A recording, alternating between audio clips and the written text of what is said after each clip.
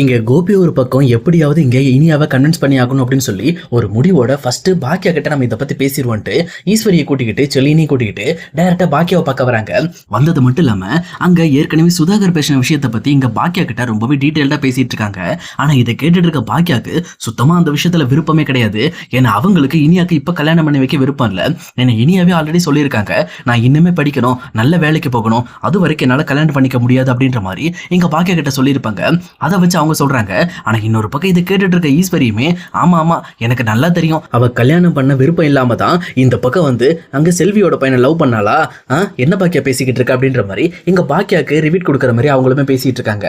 ஆனா இதை கேட்டுட்டு இருக்க பாக்கியாவுமே, இங்க பாருங்க பழைய கதையை கிளறாதீங்க, பழசு பழசா போயிட்டு இப்ப நம்ம அதை பத்தி பேசி எந்த ஒரு முடிவும் பண்ண போறது கிடையாது.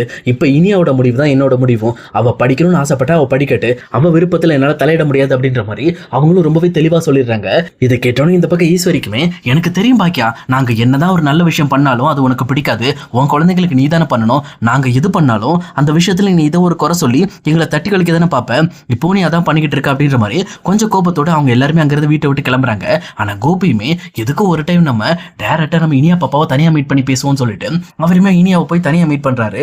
மீட் பண்ணி அவங்க கிட்ட இந்த மாதிரி உனக்கு கல்யாணம் பண்ணிக்கிறதுக்கு விருப்பம் இருக்காமா, இந்த மாதிரி எனக்கு தெரிஞ்ச ஒரு பெரிய பணக்கார வீட்டு பையன் இருக்கான், அந்த பையன் உன்னை விரும்புறான், அது மட்டும் இல்லாம அந்த பையனோட அப்பாவுமே வந்து உன்னை கல்யாணம் பண்ணி தான் பையனுக்கு வச்சா ரொம்ப நல்லா இருக்கும் அப்படின்ற மாதிரி அவங்களும் விரும்புறாங்க அப்படின்ற மாதிரி எல்லா விஷயத்தையும் எடுத்து சொல்லி பாக்குறாங்க. ஆனா இனியா, இல்ல டாடி, எனக்கு சுத்தமா இந்த கல்யாணம் வேண்டவே வேண்டாம், ஏன்னா நான் நல்லா படிக்கணும், நான் நல்ல வேலைக்கு போகணும், இன்னுமே இதை விட பெரிய ஹையர் பொசிஷனுக்கு போகணும் அப்படின்ற மாதிரி சொல்றாங்க. ஆனா கோபியுமே, இங்க பாரு இனியா, நீ சொல்றது எல்லாமே நம்ம செய்யலாம், ஆனா நீ அந்த பையனை கல்யாணம் பண்ணிக்கிட்டு அதுக்கப்புறம் அவங்க மூலமாவே நீ செஞ்சுக்கலாமா, நீ இந்த மாதிரி அவசரப்படாத அப்படின்ற மாதிரி சொல்றாங்க. ஆனா இனியா, முடியவே முடியாதுப்பா, கண்டிப்பா எனக்கு கல்யாணம் வேண்டாம், என்னோட கல்யாண விஷயத்தில் நீங்க தலையிடாதீங்க அப்படின்ற மாதிரி கொஞ்சம் கோபத்தோட இந்த பக்கம் கோபி கிட்ட சண்டை போட்டு விட்டுறாங்க. அதுக்கப்புறம் கோபியுமே சரிமா அப்படின்னு சொல்லி அவரும் வீட்டுக்கு கிளம்பிடுறாரு. இன்னொரு பக்கம் இனி அவங்க வீட்டுக்கு வந்துட்டு அவங்களுக்கு நடந்த விஷயம், கோபி அவங்க கிட்ட பேசின விஷயத்தை பத்தி இங்க அமிர்தா கிட்டையும் ஒரு பக்கம் இங்க பாக்கியா கிட்டையும் சொல்லிக்கிட்டு இருக்காங்க. அப்ப அமிர்தா இருந்துகிட்டு, இங்க பாரு இனியாமா, உன் லைஃப்ல நீ தான் முடிவெடுக்கணும், உனக்கு என்ன தோணுதோ அதை நீ முடிவெடு, அவசரப்பட்டு அவங்க சொல்றாங்க இவங்க சொல்றாங்கன்ட்டு நீ இப்படி போட்டு பதறிக்கிட்டு இருக்காது அப்படின்ற மாதிரி சொல்றாங்க. ஆனா அதே நேரத்தில் அங்க வந்த செலியனுமே ரொம்ப கோபத்தோட இனியாவை பிடிச்சி சத்தம் போட ஆரம்பிக்கிறாங்க. இங்க இனியாவுக்கு ஒண்ணுமே புரியல, என்னாச்சுன்னு ஏன் என் மேலே இவ்வளோ கோவப்பட்டு இருக்கு அப்படின்ற மாதிரி கேட்குறாங்க. அப்போ தான் செல்லியன் இருந்துக்கிட்டு, ஏன் இனியா அப்பா கிட்ட அப்படி என்ன பேசுன, அவர் ரொம்ப கஷ்டப்பட்டு மறுபடியும் உடம்பு சரியில்லாம வீட்டில் போய் படுத்துட்டு இருக்காரு, நீ என்ன பேசுனன்னு தெரியல, அதை நினச்சி யோசிச்சுக்கிட்டு வந்து வீட்டில் வந்து மயங்க விழுந்துட்டாரு, அதுக்கப்புறம் அவர் ஹாஸ்பிட்டல் கூட்டு போய் அட்மிட் பண்ணி அதுக்கப்புறம் சரி பண்ணி இப்போ வீட்டுக்கு கூட்டிட்டு வந்திருக்கு, நீ என்ன தான் பேசுன, அவர் ரொம்ப டென்ஷன் படுத்திட்டி அப்படின்ற மாதிரி கேட்குறாங்க. அப்போ இனியாவுமே, இல்லைண்ணா எனக்கு கல்யாணம்னு சொன்னார், எனக்கு அதில் விருப்பம் இல்லை அப்படின்ற மாதிரி தான் அவர்கிட்ட நான் சொன்னேன், ஆனால் அவர் இப்படி பண்ணுவார்னு எனக்கு தெரியாதுண்ணா, இப்போ எப்படின்னா இருக்காரு அப்படின்ற மாதிரி விசாரிக்கிறாங்க. ஆனால் இங்கே செல்லியனுமே, இப்போ அதை கேட்டு நீ என்ன பண்ண போற, அவருடைய இந்த நிலைமைக்கு காரணமே நீ தான், இப்ப எதுவுமே தெரியாத மாதிரி நீ கேட்டுக்கிட்டு இருக்க அப்படின்ற மாதிரி இனியா மேல கோவப்படுறாங்க. ஆனா இனியாவுமே, இங்க பாருங்க, அவர் ஏதோ வந்து இந்த மாதிரி என்கிட்ட வந்து கேட்டாரு, எனக்கு அதுல விருப்பம் இல்லைன்னு, இப்ப அவர் எப்படி இருக்காருன்னு மட்டும் சொல்லுங்க, அது எனக்கு தெரிஞ்சுக்கிட்டா போதும், இதை பத்தி நம்ம பேச வேண்டாம்னு சொல்லி இனியாவுமே டைரக்டா செல்லியன் கூட கிளம்பி போக ட்ரை பண்றாங்க. ஆனா இதை கேட்டுட்டு இருக்கிற பாக்கியவுமே, இனியா நீ சரி போயிட்டு வா அப்படின்ற மாதிரி அவங்களும் இங்க செல்லியன் கூட அனுப்பி வைக்கிறாங்க. அதே நேரத்துல இனியாவும் செல்லியனை கூட்டிட்டு டைரக்டா இங்க வீட்டுக்கு வராங்க. வந்த உடனே இங்க கோபியுமே போய் பாக்குறாங்க. கோபியுமே வந்து பெட்ல ரொம்பவே டயர்டா படுத்துட்டு இருக்க மாதிரி இருக்கு.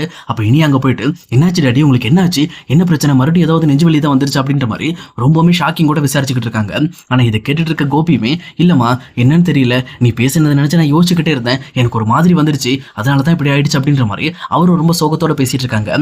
ஆனா அங்க வந்த ஈஸ்வரியுமே, எங்க பாரு இனியா, நீ உங்க அப்பாவை தேவையில்லாம ரொம்ப டென்ஷன் பண்ணிட்டு இருக்க, உங்க அப்பா உன் லைஃப்காக எவ்வளவு நிறைய விஷயங்களை யோசிச்சு நல்லது பண்ணலாம்னு நினைச்சா கூட அது எல்லாத்தையுமே நீ கெடுக்கிற மாதிரி பண்ணிக்கிட்டு இருக்க, இப்போ அவன் உனக்கு ஒரு நல்ல இடத்துல கல்யாணம் பண்ணி வைக்கணும் அப்படிங்கிறதுக்காக தான் அவன் எல்லா விஷயத்தையும் தியாகம் பண்ணிக்கிட்டு இருக்கான். இதுக்கு முன்னாடி சின்ன வயசுல உனக்கு கல்யாணம் பண்ணி வைக்க பார்த்தோம், நீ வேணான்னு சொன்ன, சரி ஓகே அதெல்லாம் விட்டுரு, இப்போ நீ வளர்ந்துட்டல, ஒரு நல்ல நிலைமையில இருக்க, உனக்கு ஒரு நல்ல குடும்பத்துல கல்யாணம் பண்ணி வைக்கணுங்கிறதுக்காக தானே இவன் இதெல்லாம் ட்ரை பண்ணிக்கிட்டு இருக்கான். ஆனா இப்ப கூட நீ அவனை மதிக்காம அவனை கஷ்டப்படுத்திட்டு இருக்கல, ஆனா என் பையனுக்கு மட்டும் ஏதாவது ஆச்சு, அதுக்கு மொத்த காரணம் நீ தான் இனியா அப்படின்ற மாதிரி ரொம்பவுமே கோவப்பட ஆரம்பிக்கிறாங்க. ஆனா கோபியுமே, அம்மா இங்க பாருங்க, இனி அவ திட்டாதீங்க, அவன் மேல எந்த தப்பும் இல்லை அப்படின்ற மாதிரி இனியா பக்கம் கோபியுமே பேச ஆரம்பிக்கிறாரு.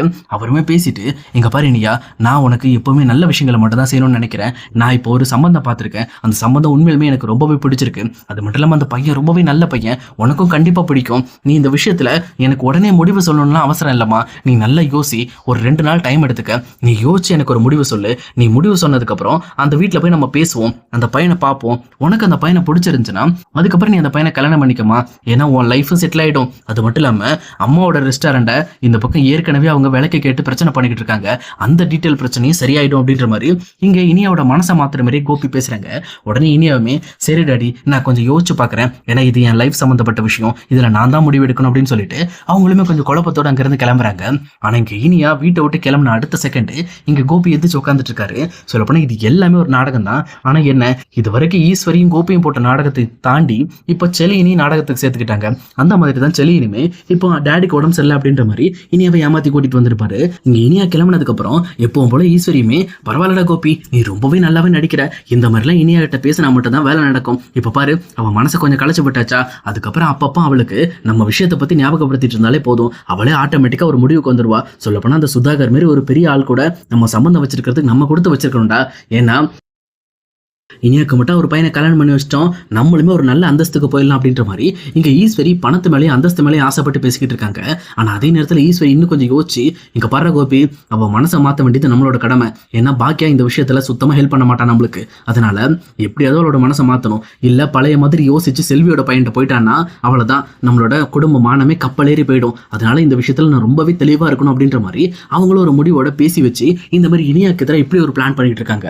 ஆனா இனியாவோட மனசுலயுமே இப்போ தான் வந்து ரொம்பவே குழப்பமா இருக்க ஆரம்பிக்குது. ஏன்னா அவங்களுமே ஒரு நல்ல ஸ்டேஜுக்கு வந்ததுக்கு அப்புறம் மறுபடியும் ஆகாஷை லவ் பண்ணி கல்யாணம் பண்ணணும். சொல்லப்போனா ஆகாஷ் கூட தான் நம்ம வாழணும் அப்படின்ற மாதிரி ஒரு முடிவோட இருக்காங்க. ஆனா இப்போ அவங்க லைஃப்ல நடந்துகிட்டு இருக்க ஒவ்வொரு சூழ்நிலைகளையுமே அவங்கள கொஞ்சம் கொஞ்சமா சேஞ்ச் பண்ணிக்கிட்டு இருக்கு. ஏன்னா இப்போ நம்ம அப்பா உடம்பு சரியில்லாம இருக்காரு. அது மட்டும் இல்லாம நம்ம அம்மாவோட ஹோட்டல் பிரச்சனையும் தீந்துரும். இந்த மாதிரி நம்ம ஒரு பிரச்சனைக்கு ஒரு சொல்யூஷனா இருந்தா நல்லா இருக்குமே அப்படின்ற மாதிரி அவங்க ரொம்பவே யோசிச்சு பார்த்துட்டு இருக்காங்க. எதுவும் இந்த விஷயத்தை பத்தி அம்மா கிட்ட பேசுவோம் அப்படின்ற மாதிரி இங்க இனியா முடிவு பண்ணி டைரக்டா இங்க பாக்கியாட்ட வந்து அம்மா நான் இந்த மாதிரி அந்த பையனை கல்யாணம் பண்ணிக்கிட்டேன் அப்படின்னா உன் ஹோட்டலுக்கு வர்ற மிரட்டல் பிரச்சனையும் நின்று இருந்தனமா. இதுக்கு மேல எந்த பிரச்சனையும் இருக்காதல்ல அப்படின்ற மாதிரி இங்க பாக்கிய கிட்ட கேட்கறாங்க. அப்ப பாக்கியவுமே எங்க பாரு இந்த மாதிரி தாட்லாம் உன் மைண்டுக்குள்ள யார் கொண்டு வந்தா. சொல்லப்போனா நீ இப்படிலாம் யோசிக்கணும்னு அவசியமே இல்லையே.